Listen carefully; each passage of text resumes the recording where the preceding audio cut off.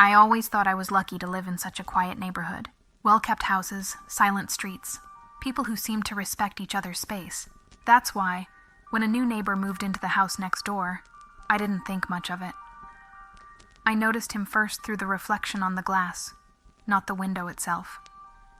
I was folding laundry on the porch when, out of the corner of my eye, I caught the blue flash of his TV screen lighting up the glass. And behind that glow, his outline just standing there. It wasn't a distracted glance. It was fixed, steady, like someone following every single move I made. The new neighbor hardly ever stepped outside. He lived with his curtains half open, a cold white light always on, and that unnerving silence of a spotless house. Handsome, neat, an easy smile whenever we crossed paths from afar, but always behind the glass. The first time I realized it, I froze with the shirt still in my hands, pretending I hadn't noticed. When I finally forced myself to look up, he was still there, unmoving, head tilted slightly, like he was studying my reaction. My face burned hot. I went inside and closed the door slowly, hearing my heart pound far too loud for an ordinary afternoon. In the days that followed, I started testing myself, trying to see if it was just in my head. I'd step out to water the plants and sneak a glance. There he was, behind the living room window. Coming back from the grocery store, crouching down to grab my keys. There he was again, this time a few steps deeper into his hallway, still visible through the glass, as if he'd shifted just enough to follow. No waves, no words, no attempt at casual conversation, just that constant stare behind a glass of water, an open book, a curtain that never quite closed all the way. His house looked like a showroom, nothing out of place, paintings lined up, kitchen counters spotless, and him right at the center of it, polished, as if his whole life fit into a perfect frame. It got worse when I started realizing his timing matched mine. If I turned on the laundry room light, his living room lamp flicked on seconds later. If I sat on my porch steps scrolling on my phone, his lamp glowed, and his figure reappeared in the same spot. The real embarrassment happened one hot afternoon when I left my kitchen window open to get some air. I poured a glass of water, leaned on the counter, and accidentally looked toward his house. He was closer to the glass than ever before. So close I could see his breath fogging it slightly. My body froze. Instead of backing away, he smiled. A short, sharp smile that never touched his eyes. I couldn't tell if he was annoyed that I'd caught him watching, or pleased to see me unguarded. I tried to move out of sight, but that's when I heard it. The metallic click of his side door handle turning. The door opened just a crack, no more than a hand's width. His voice slipped out low, calm, like he was standing right by my ear. "Sorry if I made you uncomfortable. I thought you'd been watching me these past few days," I stammered back. "We're neighbors. It's normal to notice things." I didn't know what to do with my hands. He studied my face silently for a beat too long. "Makes sense," he finally said, and the words hung there, heavy. Then he gave me that practice smile again, opened the door just enough for me to glimpse his spotless kitchen behind him, and added, "Tomorrow morning. Coffee at the bakery on the corner. No big deal." The way he said it didn't sound like an invitation. It sounded like a decision already made.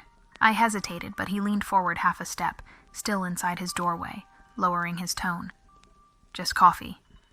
I nodded without thinking, just to end the scene. He closed the door carefully, noiselessly.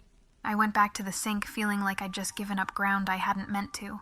That night, I shut my curtains all the way, but I caught myself cracking them open just a sliver to check. His light was still on, and the perfect square of that window seemed to be waiting for me. I lay in bed, with the fan buzzing, and one question spinning in my head. Had he caught one of my mistakes? Or had he been rehearsing this moment since day one? Tomorrow I'd find out over coffee. The next morning I got ready with no enthusiasm. The summer heat was already seeping through the cracks, sticking clothes to my skin. I thought about making an excuse, faking a headache, but the feeling that he was waiting, counting the minutes, won out. As I closed my gate, I glanced at his window. The curtain was pulled slightly aside, and I swear I saw a shadow move too quickly to be accidental. I walked to the bakery with my heart racing. He was already there, seated facing the entrance, immaculate like a portrait. Crisp light shirt, hair damp from a fresh shower, smile instantly ready the moment he saw me. He pulled out the chair before I had a chance to pick my own seat. "Thought you weren't coming," he said, and it sounded more like an accusation than relief. I ordered a simple coffee, but he cut in and ordered for me, adding toast as well. The waitress gave me a questioning look, as if to ask if I was okay with it. Embarrassed, I just nodded. "It's just coffee," I repeated in my head. "Just coffee." The conversation started light, the usual neighbor stuff, where I was from, why I'd chosen that house, whether I lived alone. Normal questions, but the rhythm wasn't normal. He spoke softly, steadily, and every answer I gave was followed by long pauses where he just stared, searching me. When I picked up my phone for a second, he reached across the table, brushed my hand with his, and murmured, "It's rude to look at your phone when someone's talking to you." I smiled awkwardly, shoved my phone back in my bag. The toast came. He slid the plate toward me, waiting for me to eat. I forced down a dry bite, nearly choking with the bitter coffee. And he looked, pleased. "See? That's what you needed." Energy to face the day. I didn't tell him I already felt drained. When we finished, he paid without letting me argue. It wasn't kindness, it was rule setting. Outside, he didn't ask. He told me, "Tonight, come by my place. There's something I want to show you." I spent the whole day trying not to think about it, but the weight of that invitation hung on me like a knot. There was no denying he was attractive. The type who looked magazine-ready, posture straight, eyes locked, smile polished, but underneath, something pressed, suffocated. That night I showered slowly, as if the water could rinse away the unease. Then I forced myself to cross the short distance to his front door. The scent of cleaning products hit me before I even stepped inside. He opened fast, already waiting, with that same rehearsed smile. The place was like a catalog, furniture lined up, frames perfectly even, not a thing out of place. Every detail designed to impress. He handed me a cup of coffee, not asking how I liked it. Strong, bitter, just like the bakery. I sat on the couch, he slid in too close. The conversation was smooth, but every minute he corrected something. "Don't sit like that, it's bad for your back. Look me in the eyes when you talk." At first it felt like care. Then it turned into commands. Every simple gesture of mine was monitored, adjusted. The tension grew, and the silence between his sentences weighed more than the words themselves. That's when I decided to breathe, to escape for a second. I excused myself to the bathroom, anything for a moment alone. But before I got inside, something hit me. A heavy metallic odor seeped out from a closed door right beside the bathroom. The stench was sharp, acidic, nauseating. My stomach twisted instantly. It clung to my nose like wet rust. I froze, staring at that door, and the silence in the corridor seemed to tighten around me. Nothing in that flawless apartment explained a smell like that. I forced myself into the bathroom just to buy seconds of peace. Hands on the sink, breathing shallow, trying to convince myself it was plumbing, spoiled food, anything normal. But deep down, I already knew better. When I came out, he was right there, standing too close like he'd been waiting the whole time. His silence wasn't concern, it was control. His eyes pinned me, like every move I made was part of a test. I tried to smile, to come up with an excuse to leave. But when I said I had to go, his expression shifted, almost imperceptibly. The smile faltered. The stare hardened.